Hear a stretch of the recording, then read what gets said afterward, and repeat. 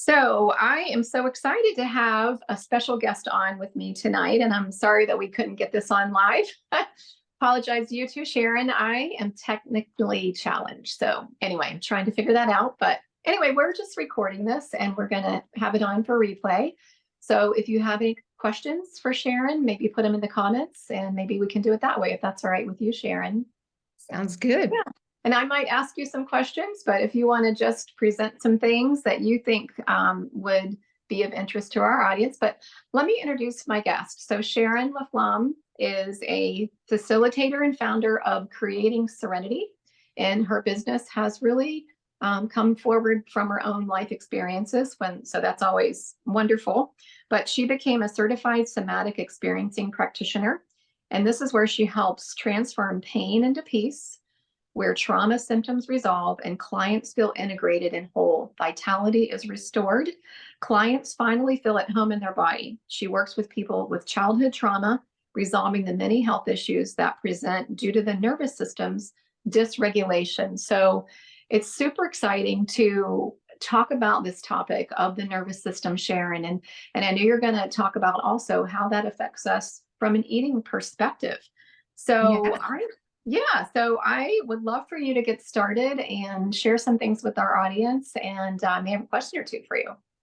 Super. Well, I want to thank you, Dawn, for inviting me on. You know that health is one of my priorities and has been for most of my life. And so I am honored to be here, and hello to everybody out there.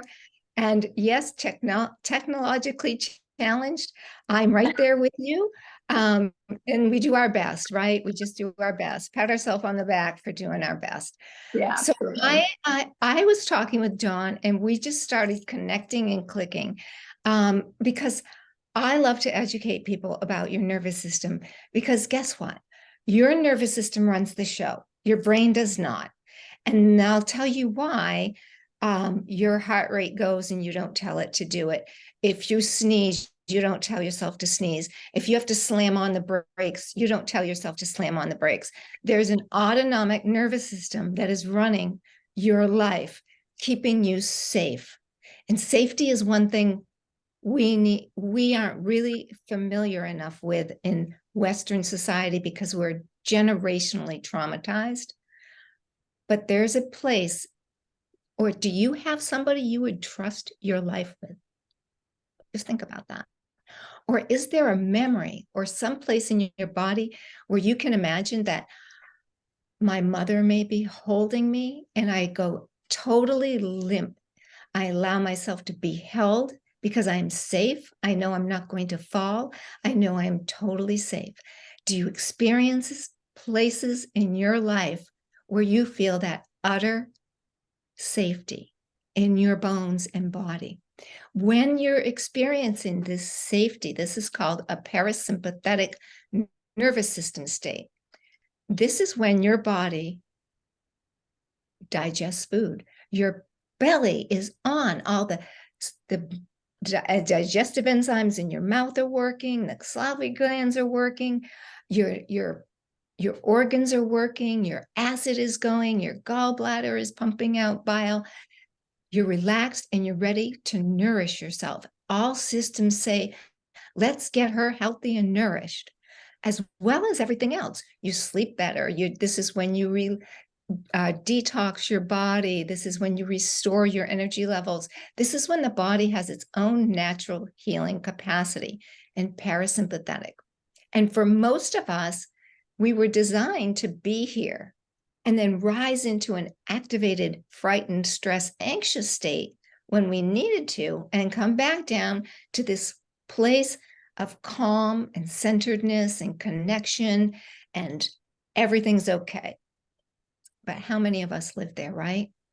So there is that sympathetic, that's like the gas pedal, and then parasympathetic's like the brake. Now, this nervous system of yours is always checking around. It is orienting to see, oh, am I safe or not? It is taking in cues from the environment and from people, whether do I like them or not. I like to invite people, check in and see, is your body feeling like oh, she's kind of a safe person for me to listen to, because your body is, this part of our body is a very primitive limbic system, amygdala part, just like animals. We have all that capacity to sense, but we don't take it and use it. And that's what I do in my work. But when talking with Dawn, I'm saying, before I sit down to a meal, I calm myself. I center myself with a few breaths, and and maybe you can take a moment here right now with me. I feel my feet on the floor, if they're on the floor, and I notice that they're there. I feel the pressure. I notice the weight of my sit bones in the chair, and are they equal? And can I let more weight down? Like, can I really trust my body to let go and that chair to hold me? And then I notice if I'm comfortable enough, if I'm staying aligned. Because as soon as we have to reach in, we're getting into the future. And if we're reaching back, we're out of alignment and the body's not balanced. So find that balance, let that breath come in and just notice it and let it come all the way down into the bowl of your pelvic bowl if you can. And a lot of us can't, but we can train ourselves to do that. And the breath is the fastest way to move your nervous system into parasympathetic. So I take the moment to center. I also take a moment to bless my food, Reiki my food, thank it, because every bit of this food has died for you. The earth has created it for your health and your wellness and your vitality. And it has died to bring you life. And I think that's a marvelous, wonderful thing. Yeah. And there's also, drinking water. We talked about this, drinking water. I love to drink water. And there's Dr. Emoto you can find him on YouTube, did a water experiment. And I would recommend all of you to watch his things. So the water structure changes when we put the intention of, I love you, I'm grateful for you. And then when we show hate towards it, the water structure changes into very ugly structures, which is so important for us to love ourselves. When we look in the mirror, we need to love that person, right? And I actually send love to my food. So those are some of the things that I like to prepare. I also like to prepare the healthiest foods, right? I mean, if you want your body to be healthy, then you use the best fuel. Right. You don't run your body into a ditch by push, shove, shove. We find time in our day to come into this state, even if it's just inviting a 5-second, oh, how am I feeling right now? What's my tension level? Because when you're utterly safe, your tension level is soft. You're open, you're receptive. Your heart isn't cut off because you're safe. And finding those places so support the digestion that we need. And guess what? We have a better idea of, am I thirsty? Am I hungry? When I'm done eating? Because we're so in tune to the body and listening to it, and we've become so familiar with it that guess what? We don't tend to overeat. We don't tend to eat things that aren't that great for us because it just doesn't seem to fit into the vernacular of, I want to be healthy, right? Mm-hmm. But a lot of times, this nervous system, which is always running the show, has been taught to be afraid, to be living in this state. And in this state, it's hard for us to make good thoughts and to make good choices and to live our best life. We really live it in a parasympathetic place. And that's kind of what we started connecting about, right, Dawn? We did. Yeah, because I can see how it affects you physiologically and how your body digests food. I can see how it affects your enjoyment, your feeling of fullness, your choices. I can just see how your state of body and mind is going to affect your satisfaction with your eating. being present. And what you just said, boom, just made me realize biologically, when we live in this high state that we're not designed to, the body is not designed to be up here. It's designed to be down and relaxed and calm. It takes a toll on every system in our body, every system. So let's just go over this. Our excretory system. Guess what? IBS is really big when we're living in anxiety and stress. Our circulatory system, the heart is pumping way faster because it's scared. All the hormones that we need to feel healthy and vital and balanced, they all get messed up. The adrenaline and cortisol is saying, go, go, go, fight, fight, fight. Cortisol ruins your gut lining and your gut microbiome, which is so important if we want to have good digestion and a good immune system.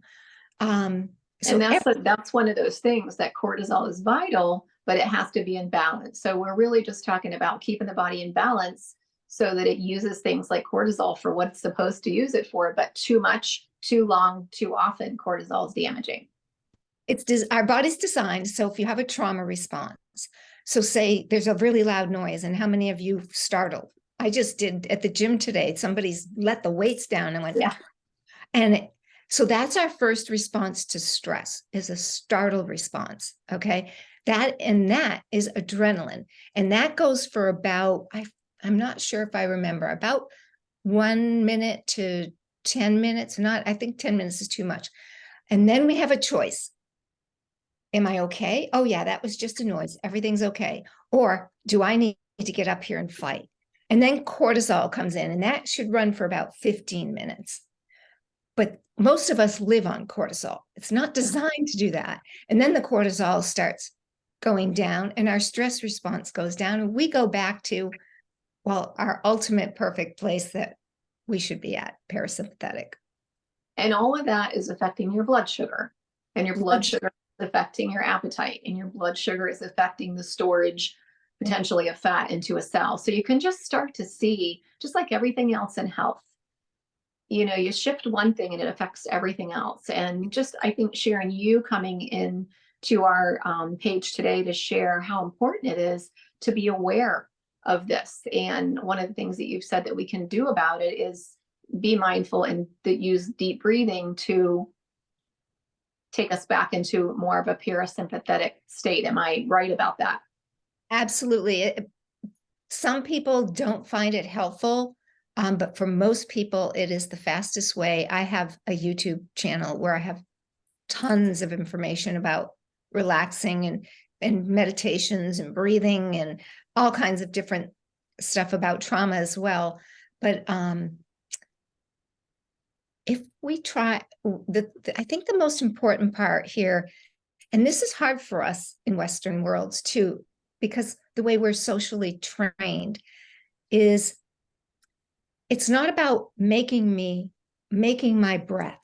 So we always think we have this control, right? I'm going to do this. But when the body always has the choice over willpower and runs the show. So when we get into parasympathetic, we're allowing it. Same with the breath.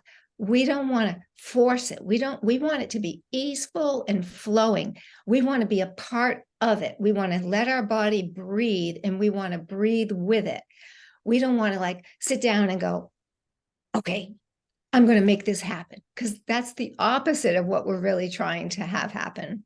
Right. Okay. I could see the technique with how you were doing that could really make a difference. There's a big distinction there that, again, it's really like the difference that can make, if we have a different perspective, we can make better choices. And if we're calmer, guess what? We don't get so triggered. We can use our brain, because one of the things that happens when we're in this high sympathetic state is we lose the ability to use our prefrontal cortex. Mm. The primitive brain runs the show, and our ability to really think on a higher level is taken away, which is why we go, what were you thinking? I wasn't. I was sent into a high level stress response, which is about survival. It's not about thinking. Yeah. I think this is just such an important topic as we talk about health in general and nutrition. And for those of us that try to eat well and take control over that, I think recognizing the power of the brain, but your impact on the power of the brain is, significant as well. Just a whole other topic, the brain and the subconscious. Right? And the brain responds to the body, which everybody teaches that the brain runs the show. No, if your body is sending signals that I'm not safe and I'm anxious and I'm stressed, Right. those turn into depressing thoughts, scary thoughts, fearful thoughts. We're not going to have this body running like this and think I can have a wonderful, good thought, because it just doesn't go that way. Right. Well, Sharon, this is just fascinating. I just enjoyed meeting you the first time, and just hearing this today, just amazing. And so I know there will likely be questions. So if you're okay with checking the comments for the next day or so and answering those, that would be great. And I, of course, am going to be giving everyone your information. Your page on Facebook is Creating Serenity. Is that correct? No, it's Creating Serenity Now, LLC, and which is also my website, Creating Serenity Now, LLC. Oh, and I have a YouTube channel. I don't know if you have that. That's Sharon LaFlamme. Okay. I'll make sure I put that on there. I'll make sure. So many resources for people that are really interested in trying to regulate their nervous system, because we don't have to be a victim to our outside world and our experiences. Yeah. Once we can start to claim this state where we have more control. That's wonderful. Such good news. Yeah.